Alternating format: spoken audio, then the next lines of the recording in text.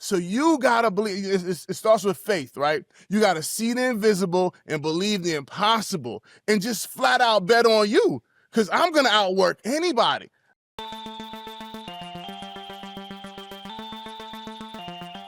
Shaun, welcome to the show. Good day, good day, good day. Thanks for having me, man. Appreciate it. Absolutely. My first and most important question is, how are you doing? Like, actually, Shaun, how are you doing?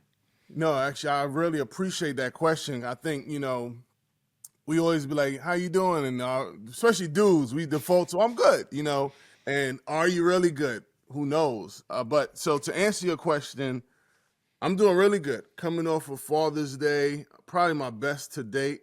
When I think about being good, I look at, I think I got this from Mr. Whalen, Shaun Whalen, the core four: body, being, balance, and business. Body, mental, physically fit. So I'm good in that department, aspiring to be better mentally, do my, my self-help stuff, meditation and whatnot. Being, connection with the faith, balance, relationship with family, wifey, we locked in, aligned, and business, definitely on the uptick, thriving, getting booked and busy. So all in all, across the core four, because what you want to do is aspire to have balance across the four. With all that said, I'm doing good. Amazing. Yeah, we do like as dudes just to be like, hey, we like to use "how are you doing" as a sign to say hello instead of just saying hello. Uh, Right. I prefer like "what's up" or "you all Yep. right" as a form of saying hello. If I want to ask like how you're doing, I want to like actually ask how you're doing.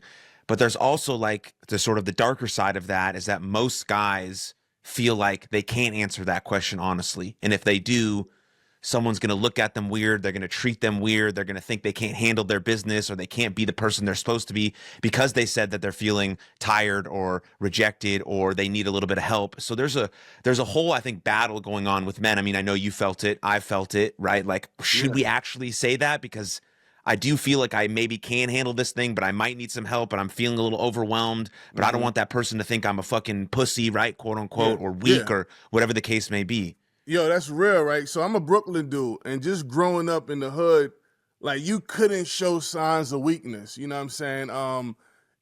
Whether it's your homies, you around them, they start looking at you like, damn, this dude weak. Get out of here, beat it. Then if it's females, like you couldn't be weak to them because now you look like a simp or whatever. You know what I'm saying? So we didn't have a space to be okay with saying, damn, Aaron, listen, I ain't doing good today, right? Because then you got a guy, and then say 2-3 months later, you done poured into him things that you're struggling with, they're going to bring it back up in the streets. Now you look like a Bozo Johnson. So it's been a journey even for me. I started reading into Brene Brown when she talked about like, vulnerability is a superpower. And like, if you're not in the ring battling with me, like you can't judge me. And that's one of the things that keep a lot of us stuck or not progressing is the fact that we fear being judged by our friends, right? Maybe some families too. So as I've grown and just sought wisdom and got all right with, like, I'm all right with being unokay. I think about my journey into being a musician and how much that has played a role in me talking about things that I've hidden for years, right? Whether it's struggling, my pops got murdered when I was 7, and dealing with that as a child, I never dealt with it. It was never spoken of. And then I grow up and I start writing. I mean, my poetry and my music. We talked about this before. I just dropped this song, Letter to Dad, and I had never talked about those things. Like I had to forgive him in order to love again. You know what I'm saying? So it's been interesting. But yeah, to your point, definitely I appreciate, asking. I'm intentional with it now. It's funny, there's someone that was traveling, I think they were in Europe, and they said to the person, hey, how you doing? She said, you're American, aren't you? You're Americans. You ask questions you don't even care about, And I thought she's right, But yeah, interesting take. Yeah. My wife is British, and so when we go over there, everyone just says like, "You all right?" And they said, "Yeah, I'm all right." And then when I ask people in America like the same type of way, people are like, "What do you mean am I all right?" It's like, "Is there something on my face? Like what do you mean what's wrong?" Right, Me? right, right. Of course I'm okay. You're right. I'm like, "No, I'm just trying to say like how's it, like what's up? Like are you okay? Like all Yeah. good, whatever." But it's so interesting. But I think in terms of what you're saying about, guys, I think we've maybe potentially over rotated in our society now where we sort of over feminize masculinity. So I think there is this middle ground that exists where, yes, we have our guy friends where we can like talk about what's actually going on. Like marriage, for example. Marriage is hard. Fatherhood is hard. Maybe you're irritated. Maybe you haven't been intimate with your wife for a couple years because there's just been so much going on. Those are good things to chat about. But at the same time, as a man, there are some times where you got to strap your fucking boots up and get it done. Like, and I think we can have both of those things. We don't need to overcorrect on each side. We can live where both are possible. And if we can get to that place, you know, with people like you being role models to young men, like I think that's where healthy society, you know, lives, because hopefully most young boys are going to grow up to be great fathers and great husbands. That's how we have a great society. And I think that's possible, especially like you have a daughter, right? You want to teach her what it looks like for her to meet a great man who can actually express emotion. Like I'm sure you tell your daughter that you love her all the time. If we can't do that as dudes, we're not actual men. If I couldn't write vows to my wife, I couldn't express that love to her. Who am I? I'm nobody. I'm not lining up my words and my actions. So there is really important buckets from both ideas, but I think we can mesh them all together and sort of integrate it. No question there, but maybe just riffing off that. No, love it. Now, even to your point, so my daughter for sure, she got to see like what a dope dude looks like, what a dope dad looks like. But I would even push and say my son, because he has to grow up to be the man. So hopefully he doesn't have to deal with what I dealt with. So tough love, absolutely. He got to get them, you know, we go hard, but I love him up too. I'm like, son, I love you. You my G. Like he already know. You got my 6, I got your 6. But we got that balance is there too with the love and the pushing them to be great and to fall, get back up, keep going. But I love you, and I'm all right with saying I love you. And even just, you know, like yesterday, wifey put together the whole little thing, invited like, you know, 5 families. So the dad's chilled and the kids, part of the program, if you would, they express like thoughts of just having a dad and how much you're there for them. And that was dope, you know what I mean? But I think I also take time. And now, granted, I don't come from a place of just being all right with sharing my emotions. Well, my kids have definitely brought me out of that as well, because I need to let them know. Don't be confused about it. I love you to the moon and back. And I'm all right with saying that, and I want them to be comfortable with saying that as well. Yeah. It's all right. I'd love to talk more a little about like, you know, your childhood and maybe after your dad passed away. What was your life like after that? Like who was a role model for you? Was your mom around? Things of that nature. Yep. So just backstory to frame it. My mom's was actually in the hospital giving birth to me. My pops went to the crib, cleared out the fridge, and never looked back. And I think I ran into him. I ran into him twice in Brooklyn. I think on Fulton Street at a distance, and we spoke once. And he was like, "I'm gonna get you some sneakers next week." And next week came, and his sister called and was like, "Yo, you know, your dad got shot." So I was like, "Wow!" And then that was the funeral, and then that was that. So in my life, it was never a father figure constant in my life. But my mom's though, dope do that. She showed me what like sacrifice looks like, what unconditional love looks like, and to like, so I always say when I give talks, I would say, all that I am and all that I ever will be, I owe to my mom's. So we start there, as that's my foundation. But there've been, you know, a couple dudes along the way that, you know, I looked at, but to be real, like I think about it, there was some drug dealers that I used to be like, damn, I want to be like these dudes when I grow up. Because they had it all. They had the sauce, the cars, the jewelry, and like your eyes is like, dang, I know I ain't got none of this. But I remember they would disappear for 3-6 months, and I was like, where these dudes at? But they got locked up, or you know, some didn't make it, and then you kind of reflect like, I don't want no parts of that life, you know. So you kind of had to find role models in other spots. Now I think once I fast forward and go to the military, that's when I found my big homie, KC, my big bro.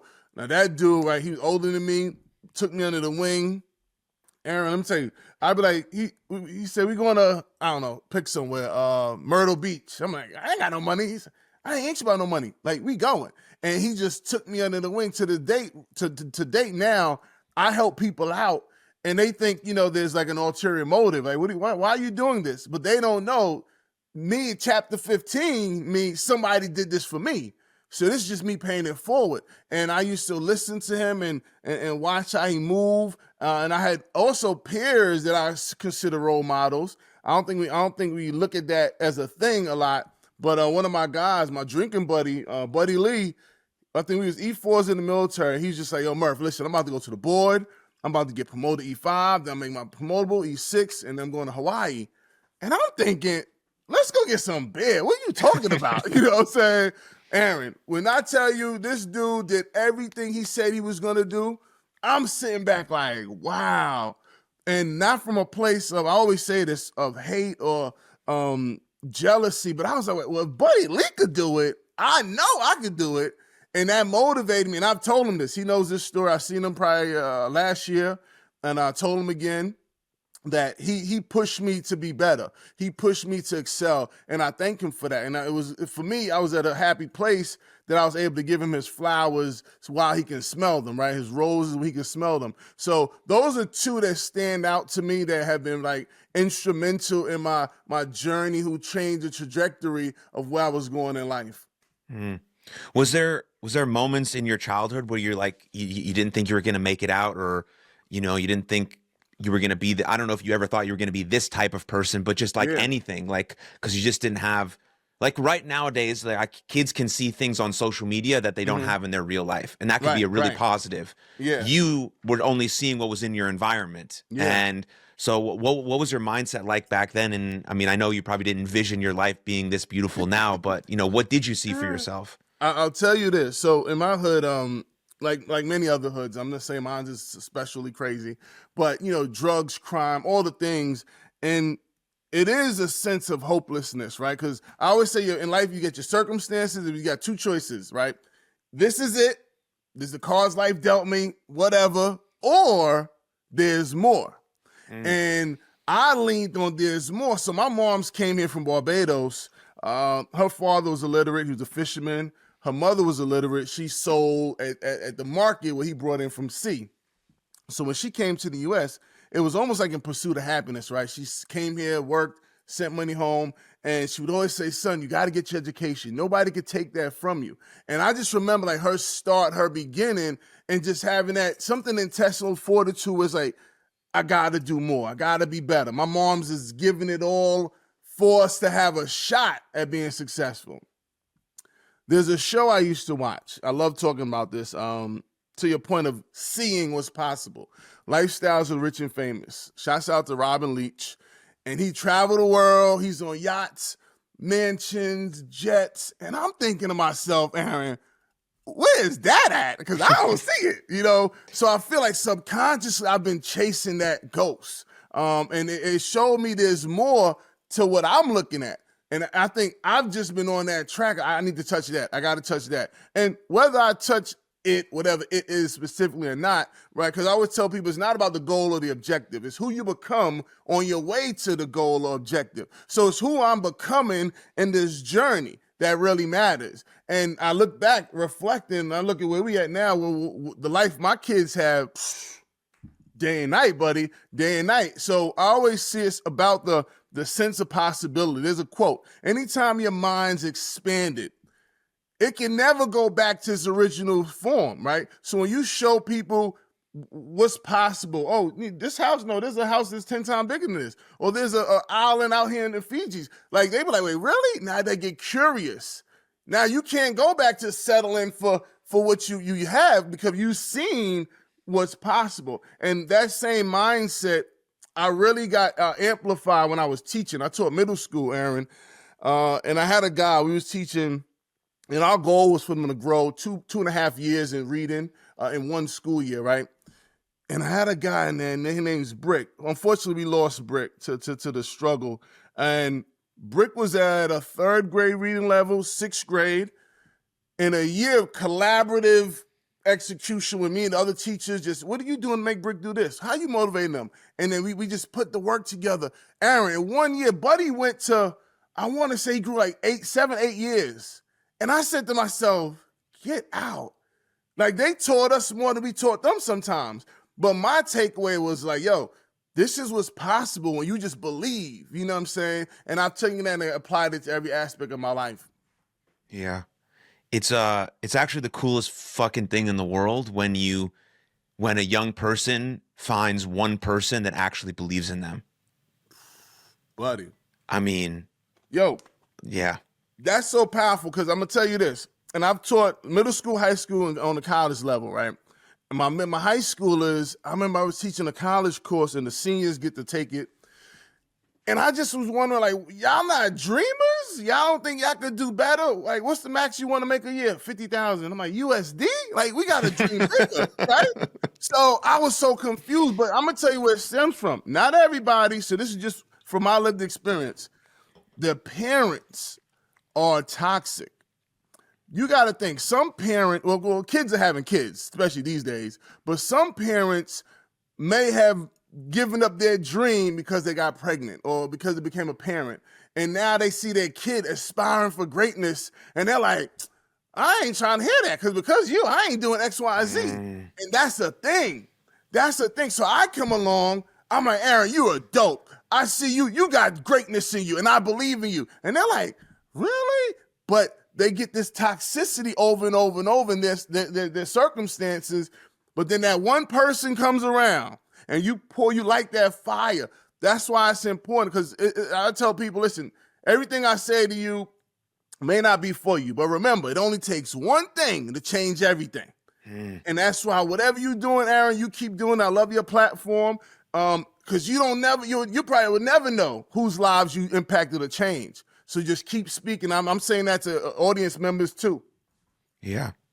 Yeah, that's why I think like sports, at least for young men, are so powerful because you hear countless stories, right, of that one coach who was like, I feel something in you that like I want to bring out the best of. And then it's like, and then they're 20, 30 years down the line, these dudes are still friends. They're hugging at the Super Bowl or whatever they're doing, right? Whatever it is, right? It's like, it's not just about the sport anymore. It's about the relationship they created. And that's literally all of life is. It's just relationships. And if you actually have someone that you feel like, I see this person as a whole human, not as like an object or a thing that's going to make me more money or something that looks cool or whatever. It's like, I see this person and they have so much to offer the world. And I hope that I can help them bring that out of them as like this thing. And then the great coaches are like, someone tries to give credit for it to them. They're like, oh, I didn't do anything. It was all them.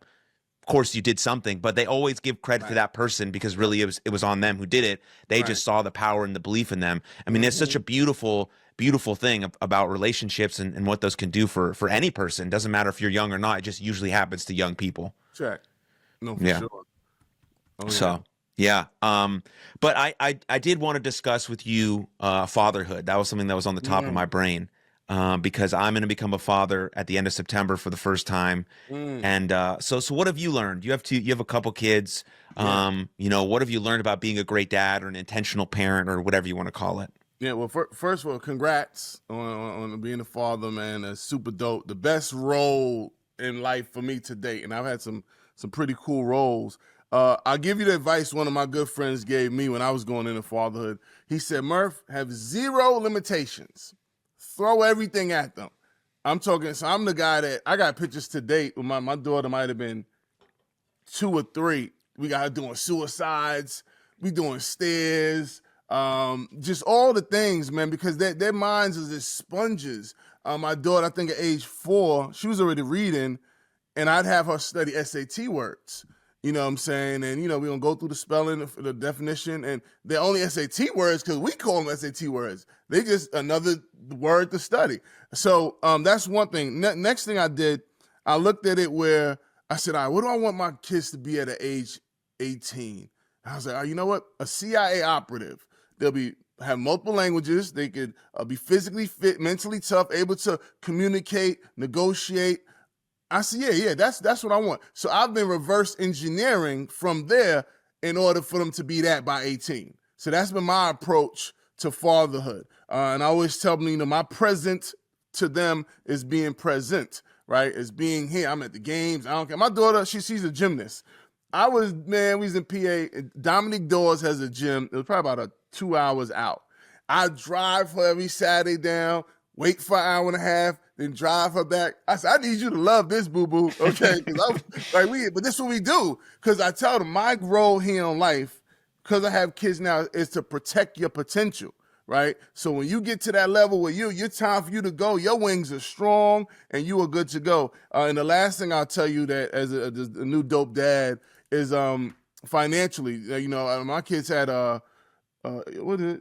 Fidelity stocks and all that. I started at 2.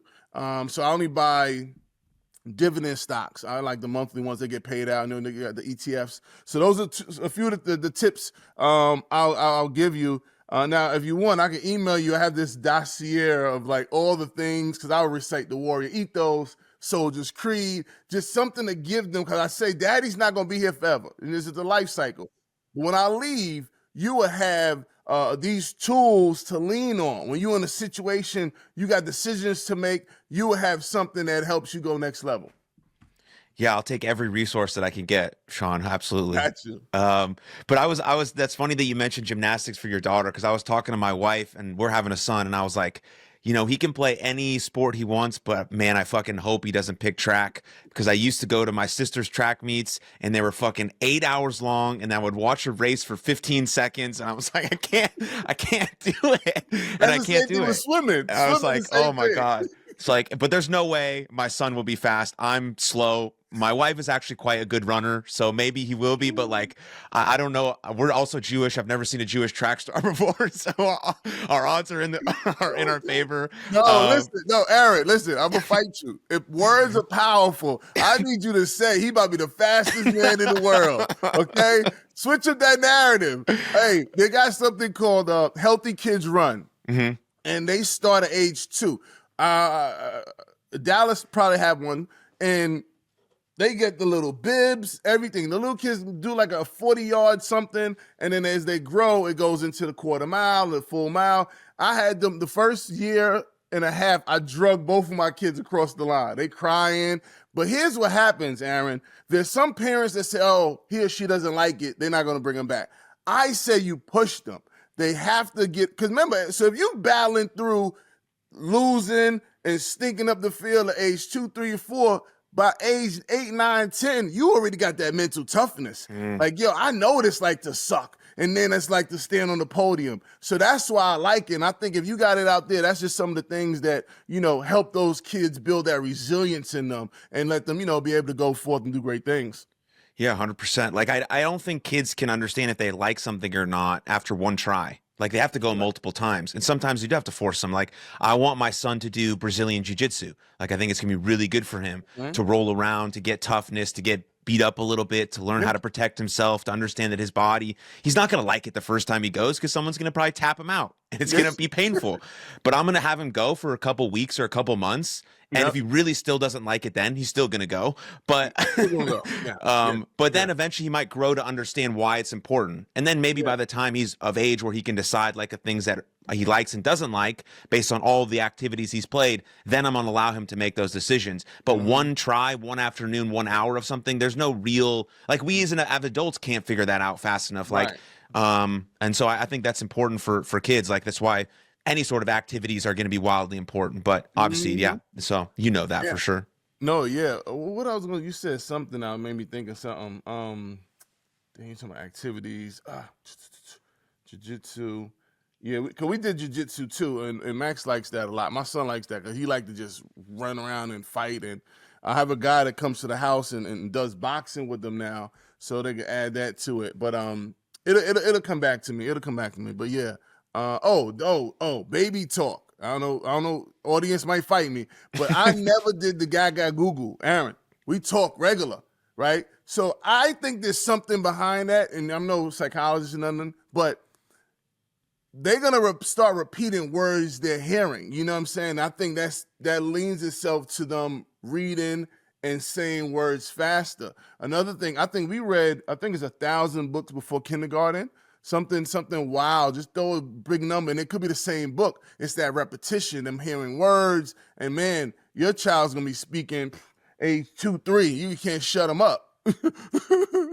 That's All my son is going to hear is endless episodes of this podcast on repeat. So he might be saying the F word by age 4, but at least he'll right, know at least he'll know a bunch of other words also. right, But right. yeah, anyways. And so okay, so let's backtrack a little bit. What led you to go into the army? What was the decision there? Why'd you think that might be important for your life?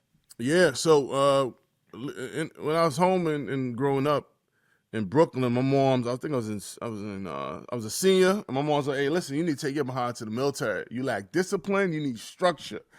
And I was just like, I love my army commercials. Don't get me wrong, coming out the water with the, oh man, I was just fired up. But I was like, I want to go to college though. So remember, strict household. My guidance counselor, Miss Hines, she said, Shaun, you're a B student. I can get you into school. I'm like, really? But I know we ain't had no money. Man, they got me accepted into SUNY Binghamton. I was upstate New York. And in hindsight, I know it was a really good school. But I got there and got wide open. Freedom. Oh, buddy, listen, if you were the party, I knew by Wednesday where everything was at. I was like, God. We went to, me and my man Jay, we would go to each door and knock and say, hey, we're the Binghamton Welcoming Committee. We want to welcome you to campus. We was jerks. I don't know what we was doing. But I 2 years of that, and I left with a 1.7 GPA and maybe 4 credits. Wow. And a lot of debt. And my mom's had told me, she took out a parent loan. She said, hey, listen, son, I don't care what you do. This is the first loan you paying back, the parent loan. I said, all right, got it. But I knew I couldn't go back to Brooklyn, Aaron. So it was a layup for the recruiter. I knew the Marines wasn't for me. I thought there was little nut jobs. Navy, I couldn't be on a boat for 6 months. And then the Air Force, I just thought was kind of weak. So I was like, I know, we gotta go Army. And that's pretty much how I made my decision. But arguably best decision to date, right? Because Aaron, I'll get to the Army, whole new way of life. And back then, it was a tear you down, build you back up. People argue with me that that's crazy and inhumane, but I think it gets the job done, right? And I learned how to be a man. I learned how to lead others. That was huge.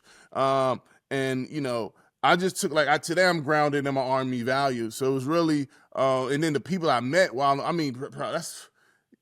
over the world. I was mostly stateside, Texas, Fort Hood, Texas, Jackson, South Carolina, did a year in Korea. So, but the people you meet, and I used to travel a lot with my friends. My battles, like, I'm going to Indianapolis. We out. I'm going to Mississippi. I live in Hattiesburg. Oh, we out. You know, so to date, I could go somewhere, Aaron, and I could say 100-mile radius, I know somebody. I'll be, listen, I'm in town, let's get up, you know, and this is just a beautiful thing. So the Army was a critical part of just me, my journey. Yeah. How was your transition into civilian life afterwards? Difficult? Easy? A little bit of both? I don't know why I was thinking about this earlier, but where I landed, right, because I talk about this a lot, and I don't think I've ever said this. Pretty smart guy. I'm usually 3-4 steps ahead of it, got a plan. And when I left the military, I thought I had my plan mapped out. But what I think it was, I was just really arrogant or overconfident, right? So I just backstory. I ran the staff shop. I was a 42 Alpha HR. And I was in an E7 role. That's like a Sergeant First Class. You running the whole personnel for the battalion. All right. There was a transition happening where they were bringing in civilians to now run the staff shops across the battalion. So I'm thinking, my social capital is through the roof. I'll get out. I know they're going to pick me up to come run the staff shop. This is easy. So I didn't really go through the process appropriately in going to all the classes, learning about transition. I was like, I'm good. I'm all set. I'm just going to call up the building 470, holler at a few people, and I'll get pulled in. Well, that didn't go as planned. I get out, and it was a struggle. I think I was prioritizing social capital over credentials. So I think I may have had my associate's degree. And I'm thinking I served 8 years active, E6 promotable, and they would offer me $12 hour jobs. I was just like, this is crazy.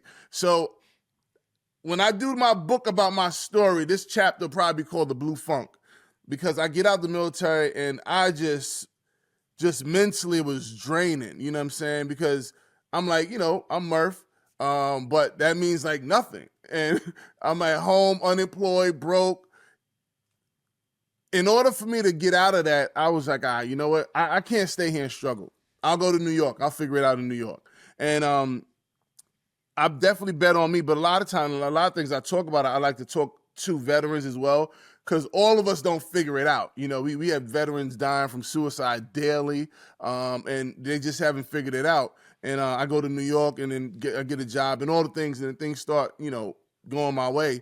But when I look back, this is one of my talking points. I call it the 5M formula for success, because in hindsight, these are the things I did to get out from living in the pits to living in prosperity. So when it starts with mindset, I had to stop blaming others and blaming leadership for me, my poor choices. So I changed to a creative mindset, solution-based thinking. Money, I was chasing money. You chasing the bag, but still you have to figure out why you're here, who are you, and where you going. So, what is your why? What's your purpose? Because your gift's going to make way, but you got to walk in the spirit of your purpose. So that's one of the things I changed. Management.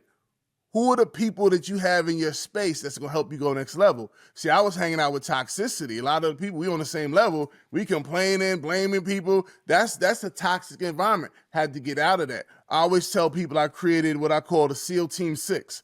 6 people you need on your team in order to go next level. The first one's the doubter. This is the person that your devil's advocate. When we get big, bright ideas, Aaron, we got tunnel vision. Well, the doubter's going to find the potholes, the pitfalls. Did you think of this? You need a plan for that. You might hate the person, but you're going to love them in the long run. The instigator, they keep you fired up. You need an example. Who do you want to be like? Who do you want to make proud? Who's doing what you want to do at a high level? It may be a virtual mentor, but that's an example. T is the taskmaster. This is your accountability partner. I say you get 1 or 3. 1, every day you check in with someone. Hey, I went to the gym. Every 7 days you check in. How was your week? Where did you fall short? How can you do better? And 30, every month you need to assess what your month look like so you can pivot if you need to. And last 2, I say the cheerleader, because the journey, wherever you are to where you want to be, there's a distance. And you're going to get sick and tired, and you're going to want to quit. You're going to want to tap out. But your cheerleader is going, Aaron, this is a dope podcast. I love this. It might have been poo-poo to you. They're going to fire you up, right? And lastly is the connector. This is the person that gets you into rooms you can't get in on your own. So that's that. You got to manage that team of people. And lastly is massive movement. Massive movement. Whatever you want to do, I took this from Grant Cardone, 10X that thing. You got to go putting in 10,000 hours. You got to be on a journey to hit like self-mastery. So when I look at those are the 5 M's that took me from the pits to prosperity. Mindset, motivation, money management, and massive movement. So long answer to a short question. So that was the mindset you developed once you were feeling this sort of disconnection post-civilian or post-army life into civilian life, and this was the mindset that led you to your next purpose mission in life. That's what you're saying? Correct. Absolutely. Okay. And then that led you to teaching. Was that when you went to teach for America or became a college professor? What was the next journey? All right, so the next step, I had a friend that she was in Teach for America, and I had really admired her commitment to scholars. Like, I'd never seen that. Like, my teachers, if I'm telling the whole story, I got bullied, by my teachers back in 3rd grade. Principals didn't like me. Like, it was a struggle. So I couldn't fathom that there are teachers that, show up to your games, your recitals, text you, check in. I was like, really? So that was one thing. But I had went to Iraq to work as a contractor. And my plan was to do about 5 years out there, stack buku bucks and all the things. But she kind of inspired me to, I wanted to be that black male role model I never had in the classroom. Now, despite the fact Teach for America, they recruited recent college grads from Princeton, Yale, Harvard. So the acceptance rate was small. And I'm thinking, how am I compete with them? I barely got my bachelor's. But, so as I said, I'm a Brooklyn dude, right? So my confidence level is different. Like I got delusional self-confidence, Aaron, right? So I was like, you know what? I'm gonna do it. So I resigned, all the things, go through all the things. Her and I break up. So we were dating. Her and I break up. And I said, I got, this is it, So I get to Delaware, and it said Wilmington, Delaware, place to be someone. And I'm in the car with about 10 other, new teachers. And I said, listen, y'all, I'm about to be the face of Teach for America in Wilmington, Delaware. And they thought I was crazy. They said, you just got here. You don't know nobody. I said, it doesn't matter, right? Because our mindsets was different. So when I was going through like the training, they have you up all night, lesson planning, copying. It was just like crazy, but I had seen worse, right, Aaron? So I'm like, all right, whatever. And then some guys would be like, if this doesn't work, I'll go work for my dad's business. And I looked at him, I said, if this doesn't work, I said, this has to work for me. Yeah. So I was coming in fired up. And when I got there, it was a big deal in Delaware because, they had the governor there, the secretary of education.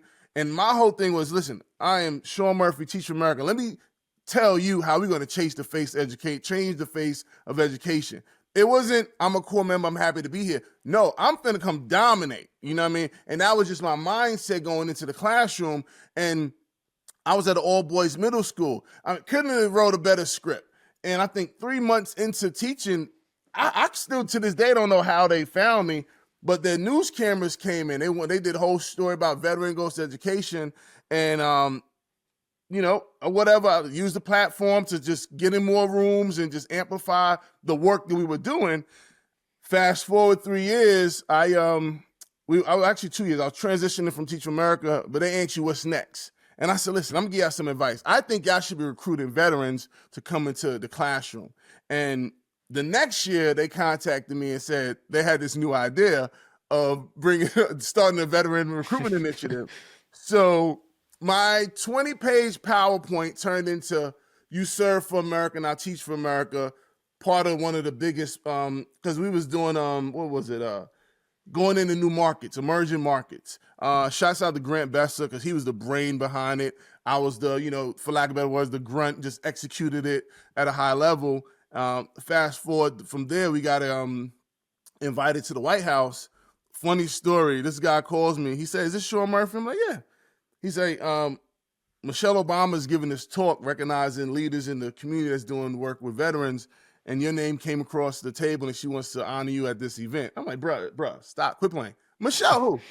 I'm like, Michelle, I'm like, boy, quit playing on my phone. But he was serious, Fast forward, we went, and it was dope. It was dope because when I left the classroom, like my scholars were like, damn, Mr. Murph, we ain't gonna have you no more. I said, listen, I'm going to do this work to bring more people like me into the classroom.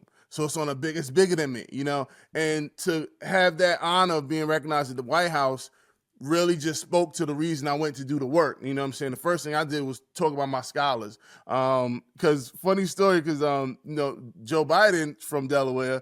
So when Michelle Obama is talking about me, she's like, Delaware. And she points at Joe, and he points at me. And after he came up to me, I said, Mr. Vice President, I need you to come in the classroom and see the work that we're doing, yada, yada, yada. So it was just a cool interaction. And then at the end, it was just grounded in the work for our scholars. Yeah. That's fucking incredible. So really cool. But it goes to like a larger point about sort of the need for purpose in one's life, right?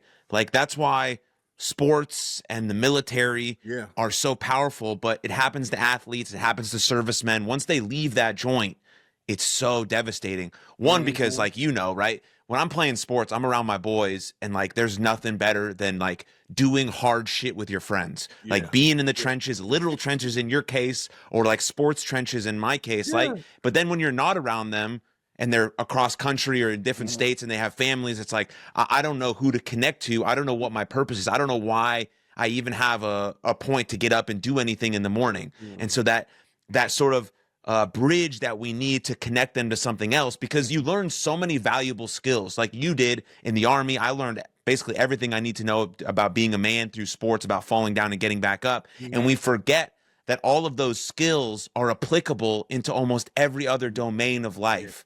And we lose sight of that because we're like, oh, I'm not doing this one thing. I'm now like worthless. I don't know what to do. But if we can have that bridge where like it can lead you into like you're a prime example, into your next careers, into your purpose, into whatever. Maybe all of these things you've done have been your purpose, or maybe what you're doing now as an author and a musician and a speaker is your true purpose, but everything you did led you to that moment. And people just need that bridge to tell them, hey, it's going to be all right. Yeah, there might be this moment in time where it's not what you want it to be, but you have these skills that can be used in sort of any domain of your life. And I think that's really important.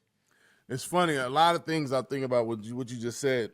One, I had a buddy. He was, I think, a sergeant major, a first sergeant in the Army, and I know him, for a long time. And he retired. And he said, "Murph, I've been kind of depressed." He said, in the military, my phone always ringing because I'm in charge of like 1,000 people, 2,000 people, and then I get out, I retire, I should be happy, but no one's calling me. And he's just quiet. And I was like, dang. So I actively check in with certain my guys. Like, yo, what's good? What's going on? What's new? But because they just need to hear that voice, because they might not reach out to you. You know what I'm saying? They may stay stuck in their space. So you talk about that bridge. So when I think about that bridge, I think about the fact that, whether it's athletes, military personnel, doctors, we have this big dream to be this thing, right? Whether it's let's use a doctor. The doctor becomes a doctor, and now they're making buku bucks. And you're like, oh, that's Joker's happy. But they're not. Well, there's nothing else. So if they transition because we stop dreaming, right? You just need another dream. I have this song I'm working on.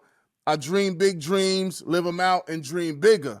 Because you got to reinvent yourself, right? So to using me as an example, I'm military, college professor. Then I had to figure out how to become an author. Okay, now I had to learn how to become a musician.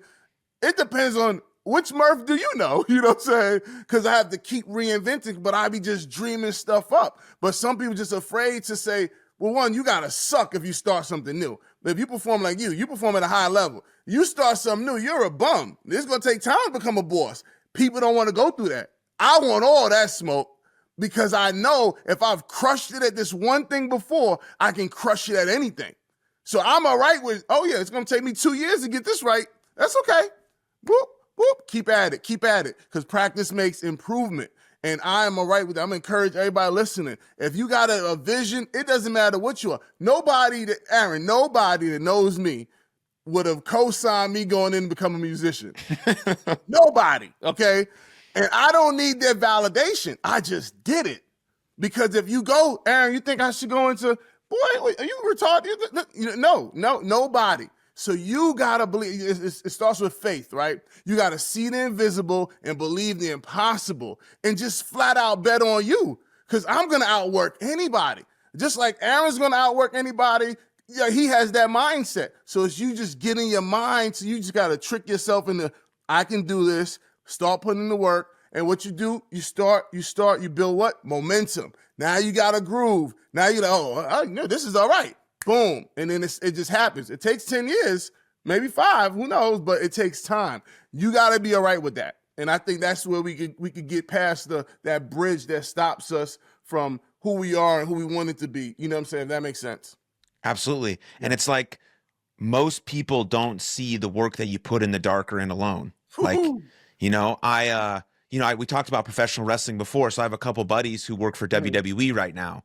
And it's so funny, like when they get to WWE and they make it on television, everyone's like, oh, they made it. They've been doing this for whatever. I'm like, I saw these dudes when we were wrestling in front of 4 people in a barn in Oklahoma, and they still love the dream. Now they get to wrestle in front of 90,000 people, but people forget that journey there. You know what I mean? I got this one, I don't know, just this guy in my head comes to mind all the time. His name is Keith Lee. And he's an amazing, like sweet man, just a huge dude though. And I just saw him grind and change different careers and come back to it and go back and forth. And then now he's on TV and he's taking some time off now to build his family, but he's going to get back into it. But like people just assumed like he just got this thing handed to him because he's big and strong and looks big and tough and like whatever the case. It's like, no, dude, he was like doing the same shit at week in and week out and week in and week out for $2, for $10, for $100, for $1,000, you know, and like. And so I think one of the powers of social media is that we can actually see through the lens now a little bit more about like you can look at episode 1 of this podcast right now, Shaun, and it's fucking god awful.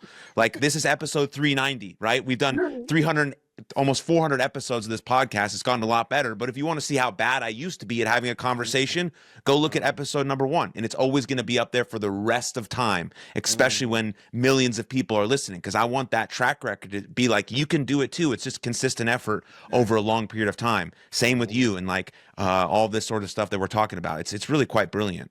Yeah.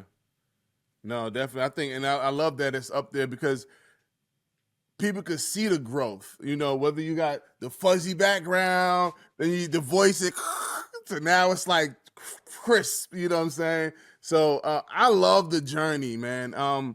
Some people just don't. They fall in love with the end result. And I tell you, you know, the social media gift and the curse. All you see is the highlight reels. But you know, I got a guy. I remember my guy. He was my creative director. We was in the basement. I'm trying to rehearse my temple. It was like one of my spoken word joints. I'm stinking it up. But I would never forget that. That keeps you grounded. So when you on the big screen and when I'm on all the things, I'm like, nah, listen, this has been a journey. You know, I never forget. And I think it dates back to just my childhood. Like, I remember my mom's having $10 and a vagrant wanting food, and she'll go spend $5 for Buddy to eat. I used to be like, dang, you know what I'm saying? You know, you appreciate that. To now, you know, I go spend, I don't know, $100 on sushi, my daughter, but I be telling her stories because she'll never experience that. But I want her to be grounded in gratitude. And I think that journey, man, the journey's everything. Yeah. Well, speaking of wrestling, Shaun, your wrestling moniker is Mr. Motivation. So that's what we're talking about now. Where did that sort of moniker or name or come up for you? And you know, building off that. So I'll tell you a story. I was basic training. You know, I was in A group, the fast jokers. Now I didn't want to be in A group. I was a slacker back in the day, but my drill sergeant made sure I was in A. Murphy, where you at? I'm in A group, and he had to take off. We running, and Aaron, we running, say 2-3 miles, and then he be like, all right, privates, when we get to the water tower, we're all done. Give me all you got. Cool. Going. We get to the water tower, Aaron, this joker takes off even. I'm like, buddy, but this is when you want to just quit and give up. But I'll tell you, Aaron, he'd hit this cadence, motivated rock, and it just do something to you, right? It just recharge you. And I said I wanted to be that cadence for people who want to give up, who want to quit, who don't think they can make it, whether they listen to my talks, whether they listen to my spoken word pieces or my music, like something that activates and wakes the beast within. So that's kind of the story behind how I got to Mr. Motivation. Amazing. Yeah. Before we get to your book, so we've talked about you being a soldier, a teacher, a professor, a musician, and a speaker. Out of all of those pursuits, do you find one that's your true purpose, or do you think your purpose was in all of those? Great. Love that question. So 2 things. One, I think the purpose lies, it's like that common thread within all of them, right? But I really, it's funny. So I'm a Brooklyn dude. So I'm Jay, Mr. Sean Carter, my guy. Shouts out to Biggie. And I think I've always wanted to do music, Aaron. I just couldn't see it. I'm like, wait, how? You know? So for me when I tell people I live the dream, it's not a catchphrase. I literally think something up and I'm like, I got to do it. So the fact that I'm performing on stages now, I'm doing 20, 30, 40-minute sets, only music, sometimes blows my mind, you know? And I think, like, I could have easily said, no, this is crazy. Let me give you a backstory. So I'm into speaking, but I'm like, all right, there's a lot of speakers. How do I differentiate myself? I used to listen to Adam Won't Lose, and he would say, you know, did hard work. I used to hate you. You made me better. But he just talking over like a beat. I'm like, I could do this. So I called my guy producer. I said, oh, Pig, I'm about to do an album. And he's like, what, are you crazy? Like, listen to this dude. He listens. He said, oh, Murph, you got it. I got the beats. Well, I said, what's next? Start writing. First album, then that was July. November, I do a listening party. So I think it was 9 tracks. One was like a rap. And this is when I had so much respect for rappers. Aaron, I'm stinking it up. And Keith's like, you're not in the pocket. Do it again. This don't sound right. Do it again. He said, Murph, you're not a rapper, right? But even though I was getting that feedback, I was really married to that. Like the spoken word was cool, but I just thought it was something when you're able to like move a crowd to like rock out to you on stage. You know what I'm saying? And I said, no, I want to do that. So this was like looking at impossible. But I'm like, how do you do impossible? Just one step at a time. And I could have easily said, no, I'll just stick to spoken word and poetry, but I wanted to get better. Aaron, I have a vocal coach. I'm like, what do the greats have to be great? I want to mirror that. So I was so committed to becoming better. That's what it took, the rehearsal, the writing, and then I've always been, I forgot I used to be a poet back in the days, and I just married the two. So I think that I was supposed to land here, and because I was hard-headed already to like, nah, I'm gonna do this. I'm gonna figure this out. And I'm at a place where, Aaron, there's people, man, this guy from Paris hit me the other day. He was just like, yo, your song, Why, saved my life.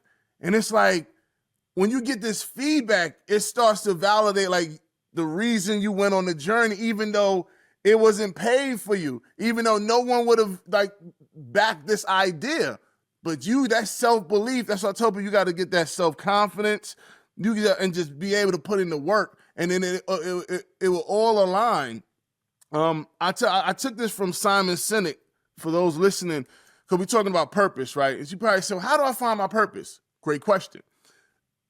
You get 5 people that you've known, say, depends how old you are, 10 years, 5 years, 20 years, and you just ask them simply, hey, Aaron, why are we friends? You've been friends for 20 years. Why you still rock with me? And I've done this exercise. I always use the example of my man Larry. So Larry and I went to college together, and I hit him up and go, we've been friends 20 plus years. What's good? Why are we still friends? He ain't skip a beat. He said, listen, when we was in college, you got popularity quicker than I did. But it didn't matter who you was around. It didn't matter what was going on. You never changed up. You always treated me the same. You traveled the world, military, you came back. You always hit me up, always made time. Like, you're consistent. Now, you do that 5 times, Aaron, you're going to find a common thread. And then you extract from that what you need to in order to go ahead and continue on your journey. So that's to answer the question. I know we've been talking about your purpose and finding your why. So that's one of the ways to do it. Yeah, that's beautiful. Yeah. The friends that you keep are a real easy indicator of who you're going to be in your life. It's like, show me the 5 people you hang around with most and I'll show you your life. I think now it's like, show me the 5 podcasts you listen to and I'll show you what you're going to do with your life. But like, you can also, you can really, really, really tell very quickly who your real friends are. Mm-hmm. Like when you win, how they react. Do they genuinely like, oh, I'm fuck yes, dude. Or they're like, oh, that's cool. That's cool, I guess. Like, all right.